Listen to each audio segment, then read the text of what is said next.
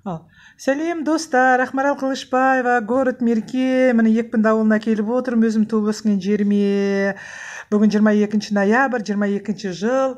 Ортан Ақпені магазиніне келіп отырмын. Ақпе, қалайсыз? Сәлематсыз ба? Жасыңыз қаншада? Қашаннан бері ішіп жатсыз? Қандай хауларыңыз бар еді? Бөлісіңіз. Жақсы, Ақмарал келгенге қуаныштымын. Мына Жасыңыз қаншада? 65-темін. 65-тен 66-ға кеттім, почти 66 десеңдер де болады ғой. Қыздайсыз. Иә. Мына осы елек босымды ішіп жатқаныма 2 жылдан астам уақыт болды. Басында 4-ге бөліп іштім, одан 3-ге бөліп іштім, 2-ге бөлдім. Қазір тұтас бір капсуланы түгел ішемін. Өзімді жақсы сезінемін.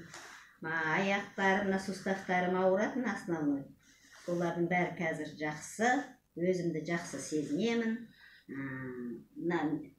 Екпінді ауылының магазинін ұстаймын. Осы жерде магазин ұстау оңай емес, әрине. Жүгіріп жүрсіз. Осы капсуланың арқасы қазір жүгіріп жүріп тірлік істеймін осы жерде. Халыққа қызмет істеп жатырмын сөйтіп. Жақсы, Маралға рахмет. Ай сайын әйтеуір алып қоясыз.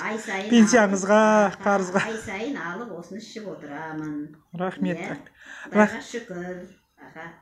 Жақсы, балаларымның арқасы, бір жағы осы Маралдың арқасы деп қояй. Рахмет, Ақпе. 100-ге келіңіз, 100-ге келіңіз, сіз лайықсыз.